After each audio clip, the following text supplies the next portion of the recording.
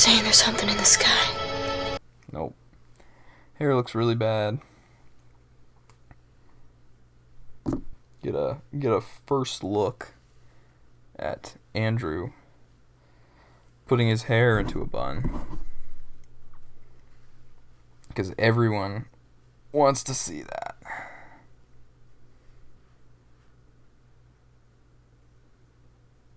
Okay, good enough. Alright. What's up, everybody? This is Andrew. You're watching Entertainment Universe once more.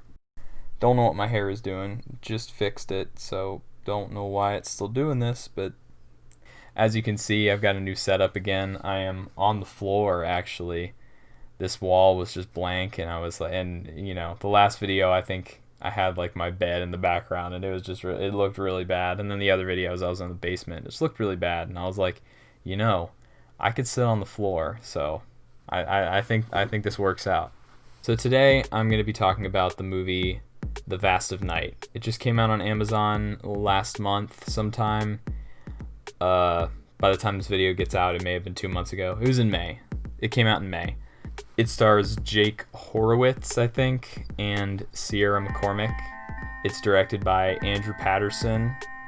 It's written by Craig W. Sangar, I think I'm saying that right, and James Montag, who, if you look on IMDb, I think is just Andrew Patterson going by a different name. Not sure why. I don't know why he did that, but maybe he thought it'd be cool if there was a different writer and director. I don't know, but supposedly they're the same person. For if you don't know, it's basically about Faye, who's like 16. She operates a switchboard, and Everett, who is a radio show host, and they both start hearing weird sounds over the radios and stuff. And so most of the movie is them talking to people and investigating to find out what it is. Just as a full warning, I'm going to be getting into spoiler territory, like ultimate spoiler territory. And you know, spoil the ending, all the twists and everything. So just as a fair warning, if you haven't seen it and you'd like to see it, or you think you'd like to see it, then I would not watch this video. I mean, if you want to, you can, but just know I'm gonna be getting into some spoilers. So first of all, did I like this movie? Yes, actually I did. Not in the way that I thought I would. I thought it was going to be a pretty standard, you know, old-timey kind of throwback UFO movie, because it's set in the 1950s, I think, 50s, 60s, something like that. So, you know, obviously it's going to be kind of styled like that, and it definitely was. I felt like they did a really good job with the period that it was set in. It was not a standard just UFO movie. Certainly not. It was weird. Like I said, I liked it, but I didn't love it. And I feel like I say that so often, but I liked it for certain reasons, and then there were certain reasons that I was like, I just don't know about this. This wasn't totally my jam. I liked it because it was very unique. It was very obvious that it was a small budget. It was a very small budget, and I think it was a pretty small crew. But it was obvious to me that the writers and the directors, and the director, I don't know why I said plural, had a vision. It did not feel like a big Hollywood movie. It felt like something that just some filmmakers were really passionate about and really wanted to make, and so they made the movie that they wanted to make. And for that reason, and as an aspiring filmmaker, it was really cool and actually really inspiring. That means that there's hope for me, you know, to make movies that I want to make. And even if they're a little out of the box, you know, I think streaming has offered more filmmakers opportunities that maybe they wouldn't have had before. I feel like a few years ago, this movie may have not gotten made. Either that or just nobody would have seen it. But with Amazon being able to pick it up and put it right on their streaming service, it got to see the light of day. And it deserved it. You know, whatever complaints I have, you can't say that it didn't deserve to see the light of day, for sure. It was well acted. It was very well acted. The two main stars were phenomenal. They had a lot to do, because there was a lot of dialogue, and I'll get into that in a little bit. But they had a lot of lines to know, and a lot of times in one take. So, considering that especially, they did a really good job. And everybody did. They just... The two main stars were very much center stage the entire movie. It was very unique in that... I don't know, I feel like the 1950s setting is pretty unique anymore. We get a lot of like 80s and 90s, but to see 50s was kind of cool. It didn't feel like just a bunch of nostalgia. I personally feel like this would have been better as like a freaking like episode of like the Twilight Zone or something. And I think that's what they were going for, because in the beginning it like zooms in on a TV screen and it has like an intro almost like the Twilight Zone. And so I think that's kind of what this whole thing is supposed to feel like. And it does that well, but I almost feel like it would have worked better if it was just an hour episode, or even an hour and a half, hour and 20-minute episode of something. Well, no, not an hour and a half. It was like an hour or, just a little bit longer episode of something. I also want to shout out the camera work and stuff. There's long takes. There is a take where Faye is on the switchboard, where she's first hearing weird sounds. I didn't time it, but I'm pretty sure it's like 9 to 10 minutes of just slowly dollying in on her as she's like, what's this sound? Can you listen to this? And she's like plugging stuff in and unplugging it. It's just crazy. It's like, you gotta be patient to do that, man. Like, and she's gotta know her lines. I mean, unless she had like a cue card off to the side or something, she's gotta know what she's doing. And she did it well. And then there's this one part. Okay, so there's, if you've seen it, you know what I'm talking about. But something that was just crazy to me, that was really cool, was the scene where it goes from her switchboard, goes all the way from there, along the road, through some grass, through some trees, to the school, through the gym, up the bleachers, through the back window, out the back, through the ground again, and then eventually we end on Everett's radio studio, which, it was just wild. Like, I don't know for sure. I should look at interviews with like the director and stuff, but I think it was just somebody just kind of going along, just kind of driving along, and then I don't know how exactly they did the whole up through the bleachers and window and stuff. There may have been a hidden cut in there, but as far as I know, it was one whole thing of just riding along, and it was wild. It's really cool.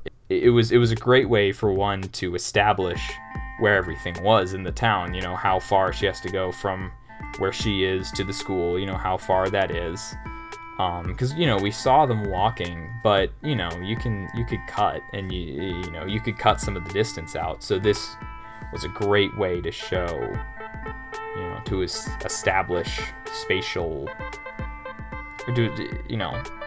to establish where everything was, I guess. That's kind of the stuff that I'm talking about. I feel like you wouldn't see a lot of really bold things like that, or the 9-minute take on Faye, in a lot of studio films. And I'm not gonna, sit here and bash studio films, but I feel like with more, I feel like they had just this vision, and some of it was probably because they didn't have a lot of money, so they couldn't do a whole bunch of different shots and stuff.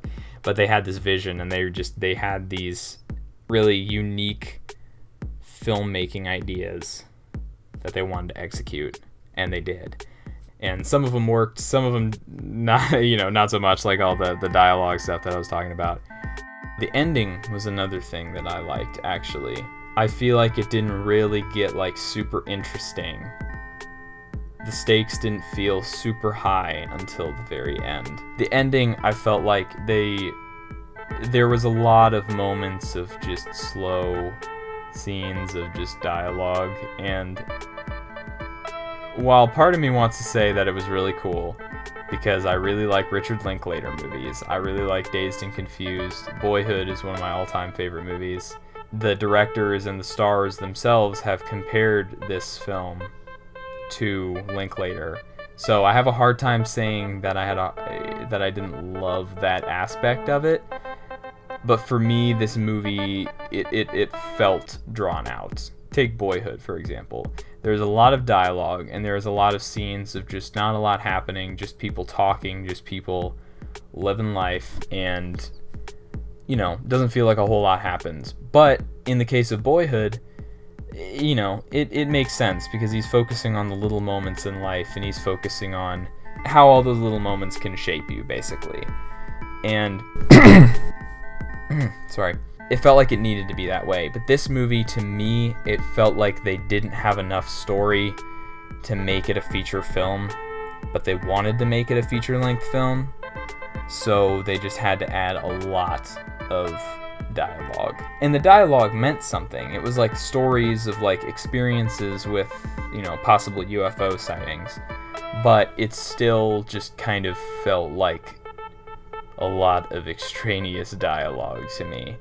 I personally don't think we needed most of that scene where Everett goes into the gym. In the beginning, he goes into the gym, he talks to all the people, and there's this whole scene where he's like called in to like help somebody with something, and then the lady's like, here's Everett, and then the guy is like, I didn't want Everett, I wanted Emmett, and then they have some whole debate about that, and it's like, I get, it's kind of cool that that you give time for some kind of different scenes, some more natural dialogue and stuff like that. But I feel like there's also times where you gotta know where to cut, and I feel like they should have cut some of that out.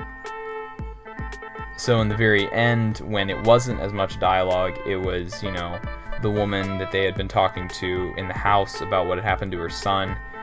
The thing that had happened to her son was happening with those people in the car, and you're like, oh shoot, that's coming back around, and that was a tense scene. And then they go into the woods, and there's the UFO in the sky. The whole time they've been saying there's something in the sky. We saw lights, and we saw, and the guy on the radio, Billy I think is his name, he says, we were part of a military, in the military, we were part of this thing, and they had like a sheet over this giant structure, so we're led to assume that it's a, UFO, and so we see that in the sky, we see that come to fruition, and then it's a tense moment, and the basketball game ends, and she said, once people disperse, they'll be gone, and sure enough, the basketball game ends, people start leaving, and the aliens are gone, but not without abducting our main characters. So we just see like the tape recorder on the ground, or is it the tape recorder? Yeah, I think it's the tape recorder. It's one of their devices on the ground, and they're gone, so we're led to assume that they both get abducted by the UFOs, which I thought was a really cool ending. I don't know why. I thought that was an interesting ending, because I don't really know how else they would have done it. A lot of times movies like this, they'll find the UFOs or something, and then, the alien is dangerous, so they have to like fight it off and warn people about it, and there's this big battle scene in the end, Super 8.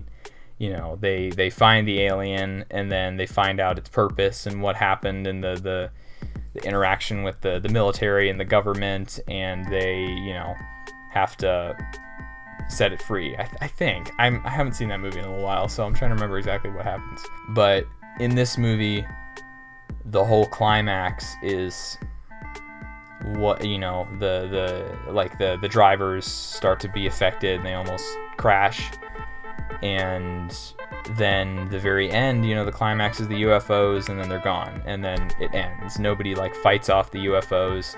Only a few people even know about them in the end, and most of those people are our main characters, Everett and Faye, and they're gone. I think that's about all I have to say about The Vast of Night. I feel like I say this every video, but seriously, we are going to try and make more content, not just not quantity over quality, but there needs to be some quantity.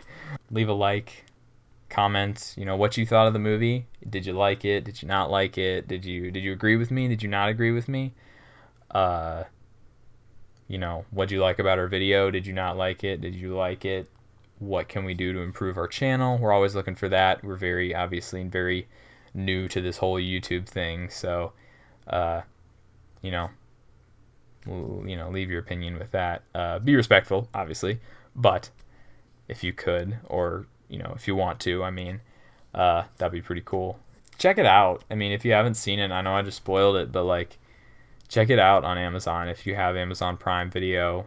It's free on there. I mean, that's the only place I think you can find it. Maybe you can buy it. I'm not sure, but I think you can only find it for free on there. It's worth the watch. Even though I didn't love it, it's definitely worth the watch. So I would say watch it, form your own opinion on it, and then yeah. So that's all I have to say.